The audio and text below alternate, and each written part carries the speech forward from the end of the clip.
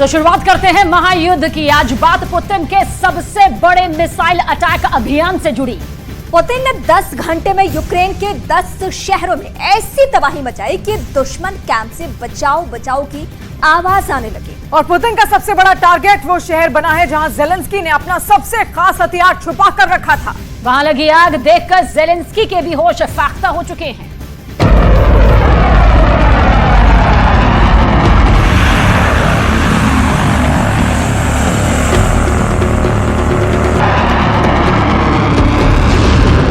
Sukhoi 24 रूस का बहुत ही भरोसेमंद ग्राउंड अटैक फाइटर।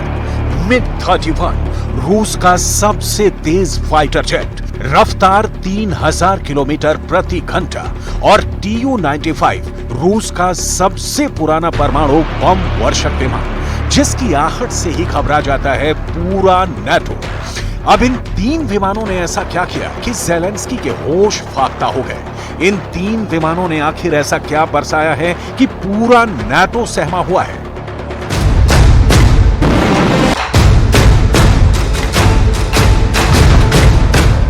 पहले इनकी बमबारी की एक झलक देखिए, इनका खौफ समझिए। इनकी उड़ान दुश्मन के दिलो दिमाग पर ऐसा गहरा असर छोड़ती है कि सबको लगता है कि जैसे पुतिन ने पूरे यूरोप पर युद्ध छेड़ दिया है। इन 3 विमानों ने अगस्त की शुरुआत में ही जेलेंस्की की फायर पावर की कमर पूरी तरह से तोड़कर रख दी है, चकनाचूर कर दी है। इन 3 विमानों ने अगस्त की शुरुआत से ही जेलेंस्की को ऐसा झटका दिया है कि यूक्रेन के काउंटर अटैक की हवा पूरी तरह निकल चुकी है। पुतिन की तरफ से अचानक आए ऑर्डर के बाद इन तीनों विमानों को एक के बाद एक तैनात किया गया और उनसे ऐसी जगह पर हमले किए गए जिसे जेलेंस्की का सबसे खतरनाक हथियार गोदाम माना जा रहा था, जहां नाटो से मिले ऐसे हथियार रखे गए थे जिनसे मॉस्को तक हमले की तैयारी पूरी थी, जहां पर इतना गोला बारूद रखा हुआ था जिसकी आग में रूस के कई शहर जल जाते।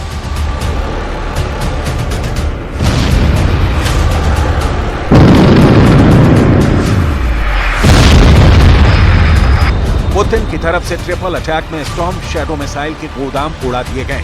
रूस ने पश्चिमी यूक्रेन में कई जगह हमले किए और पुतिन का बड़ा टारगेट बना खमेलनित्स्की का इलाका। यहां यूक्रेन के एक एयरबेस पर स्टॉर्म शैडो क्रूज मिसाइल का गोदाम बनाया गया था, जिसे रूस ने पूरी तरह तबाह कर दिया है।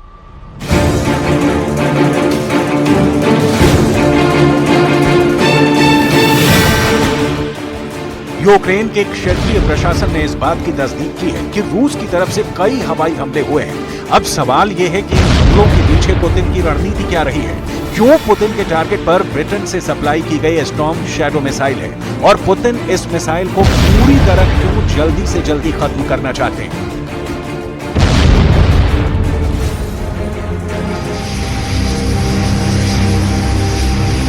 जेलेंस्की को यह मिसाइल मार्च के बाद मिली और फिर जून और जुलाई के महीने में इस मिसाइल से रूस के ठिकानों पर हमले तेज कर दिए गए।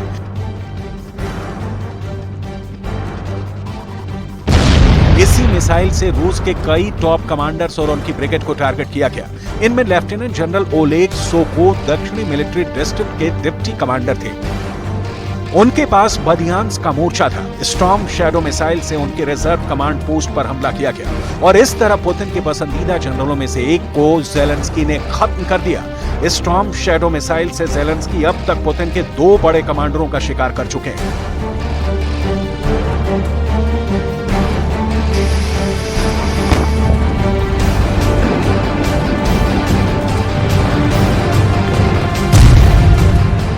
सबसे पहले 12 जून को जेलेंस्की ने इसी स्टॉर्म शैडो मिसाइल से पुतिन के एक जनरल को मौत के घाट उतारा था।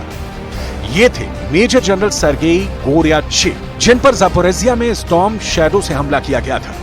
और फिर 1 महीने बाद 11 जुलाई को जेलेंस्की ने बदियांस्क में स्टॉर्म शैडो मिसाइल से लेफ्टिनेंट जनरल ओलेग सोको को मार डाला।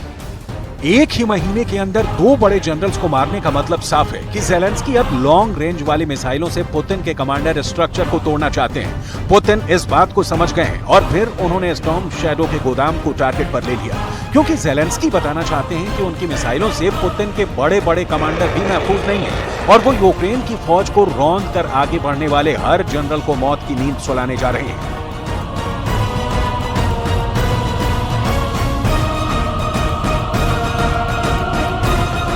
जेलेंस्की के इरादे को मिट्टी में मिलाने के लिए पुतिन ने अपने 3 हिटमैन काम पर लगा दिए।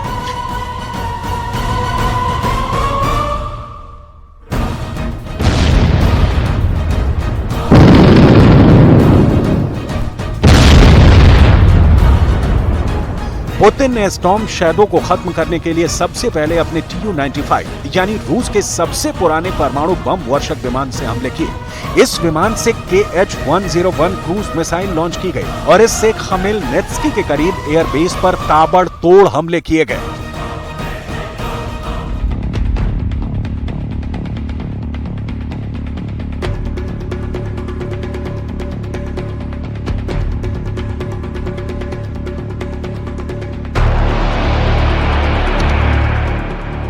ये बम वर्षक विमान 24 घंटे यूक्रेन पर मिसाइल फायर करने के लिए तैयार रहता है। जैसे ही व्लादिमीर पुतिन का ऑर्डर आया, पूरा एयरबेस एक्टिव हो गया। मिशन के लिए फौरन रूस का यह खतरनाक न्यूक्लियर बम वर्षक Tu-95 उड़ान के लिए रेडी हो गया।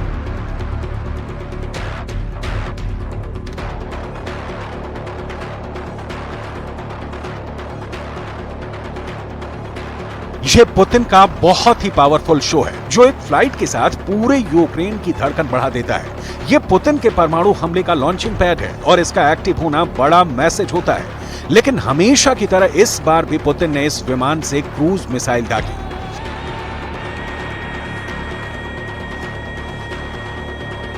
इस जहाज में लगे प्रोपेलर की आवाज गजब की है। ये जितना जमीन पर डराती है, उतना ही खौफ इसकी उड़ान के बाद दिखता है। इसके प्रोपेलर की आवाज हजारों मीटर की ऊंचाई से बहुत साफ सुनाई देती है। ये रूस की परमाणु स्ट्राइक वाली फ्लीट का बड़ा हिस्सा है। इस विमान से यूक्रेन के अड्डों पर दागी गई Kh-101 मिसाइल 2500 किलोमीटर की रेंज तक मार कर सकती है और इस मिसाइल के साथ ये विमान और खतरनाक बन जाता है।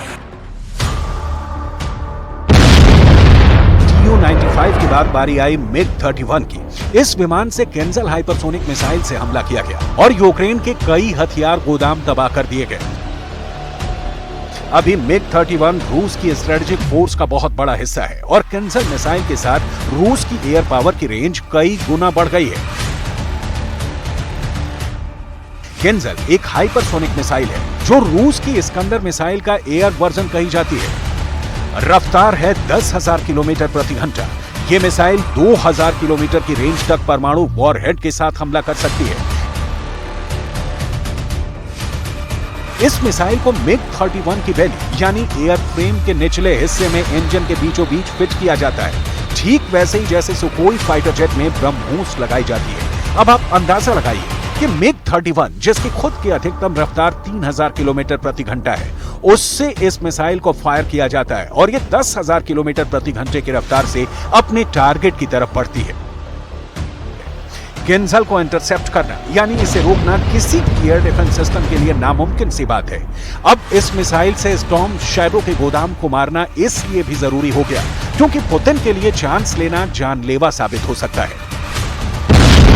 स्टॉर्म शैडो का खौफ रूस की फौज में बढ़ता जा रहा है। इस वक्त इस मिसाइल को इस्तेमाल करने के लिए नाटो ने यूक्रेन के सुखोई 24 फाइटर जेट को तैयार कर दिया है। सोवियत दौर के इस विमान को इससे लैस किया गया है। इसके फाइट जेट के 2 वर्जन हैं और दोनों ही अब स्टॉर्म शैडो से लैस हैं। यूक्रेन का सुखोई 24 विमान टारगेट से 250 किलोमीटर दूर स्टॉर्म शैडो मिसाइल को लॉन्च करता है। उसके बाद ये मिसाइल अपने पहले से तय फ्लाइट पाथ पर उड़ते हुए टारगेट के करीब पहुंचती है और हमले से ऐन पहले स्टॉर्म शैडो एक ऊंचाई तक जाती है और फिर डाइव करके अपने टारगेट पर हिट करती है। स्टॉर्म शैडो का जो वर्जन ज़ेलेंस्की को मिला है, उसकी रेंज 250 किलोमीटर है। यूक्रेन के पास इतनी लंबी रेंज की कोई और मिसाइल नहीं है। स्टॉर्म शैडो से ज़ेलेंस्की ने रूस की सेना के ठिकानों पर लगातार तबाही मचाई है।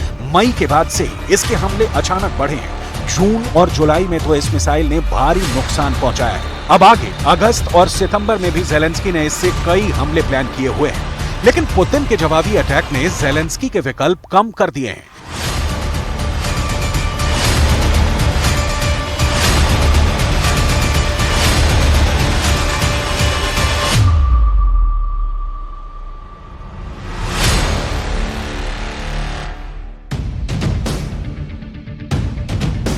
स्टॉर्म शैडो हो या फिर कोई और मिसाइल, लंबी दूरी की क्रूज मिसाइल पुतिन के टारगेट पर है। रूस का दावा है कि वो ज़ेलेंस्की के ऐसे हथियारों को इंटरसेप्ट करने में कामयाब रहा है, यानी उसे इसे आसमान में ही ट्रैक करके मार गिराने में कोई दिक्कत नहीं आ रही।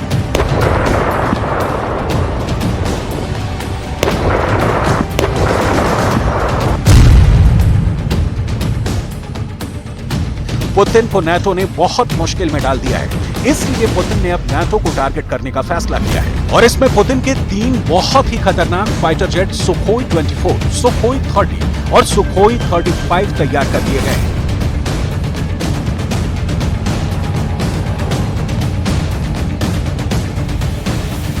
रूस की एयरफोर्स अब यूरोप के बीचों बीच इन विमानों से हमले की प्रैक्टिस कर रही है। इन तीनों विमानों को ऐसे मिशन के लिए तैयार किया जा रहा है जिसमें यूरोप का एयर डिफेंस पूरी तरह से फेल हो जाएगा। ये तैयारी ऐसी जगह की जा रही है जो नक्शे पर नाटो को बहुत खटकती है। ये है कलिनिनग्राड और यहाँ पुतिन ने अपने नए हथियार जुटाने तेज कर दिए हैं। फाइटर जेट की नई स्क्वाड्रन भी यहाँ तैनात करने की तैयारी है।